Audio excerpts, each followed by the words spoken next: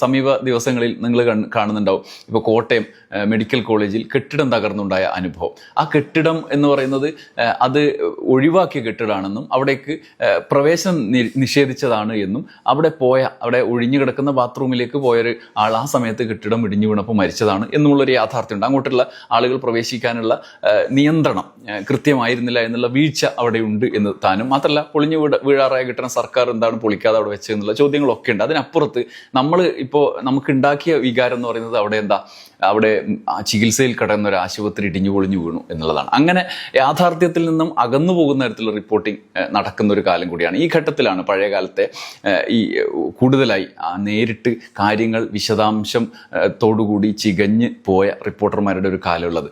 അങ്ങനെ നവാസ് മേത്തർ ഒരുപാട് കാര്യങ്ങൾ പറയുന്നുണ്ട് അതിനകത്ത് ഏറ്റവും പ്രധാനപ്പെട്ട കേരള രാഷ്ട്രീയത്തിലൊരു രസകരമായ കാര്യം KT ജലീലിൻ്റെ CPM പ്രവേശനമാണ്. അന്ന് CPM പ്രവേശനത്തിന് മുന്നോടിയായിട്ടുള്ള വലിയ ചർച്ച നടക്കുന്ന ഒരു ഘട്ടത്തിൽ നവാസ് മേത്തർ അതിന് സാക്ഷിയാകുന്ന ഒരു കാര്യം പറയുന്നുണ്ട്. പിണറായി വിജയനും KT ജലീലും കൂടി നടത്തിയ ഒരു കൂടിക്കാഴ്ചയുടെ കാര്യം അദ്ദേഹം പറയുന്നുണ്ട്. പിലാക്കണ്ടി എന്ന് പറയുന്ന ഒരു നേതാവുണ്ട്, മുസ്ലിം ലീഗിൻ്റെ നേതാവായിരുന്നു. പിന്നീട് അദ്ദേഹം ഇടതുപക്ഷത്തോട് അടുത്ത് നിന്ന ഒരു പ്രമുഖനായ കണ്ണൂരിലെ ഒരു മുഖമാണ് പിലാക്കണ്ടി എന്ന് പറയുന്ന പേര് തന്നെ ഒറ്റ വാക്കിൽ തന്നെ അറിയുന്നത്. അദ്ദേഹത്തിൻ്റെ നേതൃത്വത്തിൽ നടന്ന ഒരു കൂടിക്കാഴ്ചയാണ്. പിലാക്കണ്ടി മുസ്ലിം ലീഗിലെ തലമുതിർന്ന നേതാവായിരുന്നു. മുസ്ലിം ലീഗിലെ തലമുതിർന്ന നേതാവുമായുള്ള ഏറ്റുമുട്ടലിൽ പിലാക്കണ്ടിക്ക് ലീഗ് വിടേണ്ടി വന്നു. ലീഗിലുള്ളപ്പോഴും പിണറായി വിജയന്റെയും കോടിയേരി ബാലകൃഷ്ണന്റെയും പ്രിയ സുഹൃത്തായിരുന്നു. KT ജലീലിനെ CPM എത്തിച്ചത് അദ്ദേഹത്തിന്റെ കരങ്ങളായിരുന്നു. എന്നിട്ട് അതിന്റെ വിശദാംശം പറയട്ടെ, ചെറിയൊരു ഭാഗം ഞാൻ വായിക്കാം. KT ജലീൽ പിണറായി ചർച്ച പിലാക്കണ്ടിയുടെ വീട്ടിൽ നടക്കുമ്പോൾ ആ വലിയ വീട്ടിലെ ഒരു മുറിയിൽ ഞാനും ഉണ്ടായിരുന്നു. സ്കൂപ്പ് വാർത്തയ്ക്കായുള്ള അടച്ചിട്ട മുറിയിലെ എൻ്റെ ആ ഇരുത്തം വലിയൊരു വാർത്ത പുറത്തെത്തിക്കാനുള്ള ശ്രമത്തിന്റെ ഭാഗമായിരുന്നു. പിലാക്കണ്ടിയുടെ മൗനാനുവാദത്തോടെയാണ് വീടിന്റെ വരാന്തയോട് ചേർന്നുള്ള മുറിയിൽ രാവിലെ തന്നെ ഞാൻ കയറിപ്പറ്റിയത്. ചായയും വിൽസ് സിഗരറ്റിന്റെ പാക്കറ്റും പിലാക്കണ്ടി എനിക്കായി കരുതിയിരുന്നു.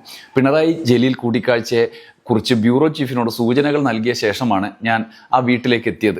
ഏതാനും മണിക്കൂറുകൾ കൂടിക്കാഴ്ച. ഈ കൂടിക്കാഴ്ച നടക്കുന്ന മുറിയുടെ എതിർവശത്ത് ഞാൻ വാർത്തയോടുള്ള ആർത്തിയിൽ സിഗരറ്റ് ആഞ്ഞു വലിക്കുകയും പേപ്പറിൽ വാർത്തകൾ കുറിക്കുകയും ചെയ്തു. ചർച്ച നടക്കുമ്പോൾ തന്നെ വാർത്തയുടെ രൂപം ഞാൻ കടലാസിൽ കുറിച്ചു. ഒടുവിൽ വാതിൽ പഴുതിലൂടെ നേതാക്കൾ വർത്തമാനം പറഞ്ഞ് പിരിഞ്ഞു പോകുന്ന കാഴ്ച ഞാൻ കണ്ടു. അവർ പോയ ശേഷം പിലാക്കണ്ടി വാതിൽ തുറന്നു. ഞാൻ ഊഹിച്ച് വാർത്തയാക്കിയ കാര്യങ്ങൾ വിശദീകരിച്ചു. പിലാക്കണ്ടിയുടെ മറുപടി ഇതായിരുന്നു: ഇങ്ങനെയും സംഭവിക്കാം.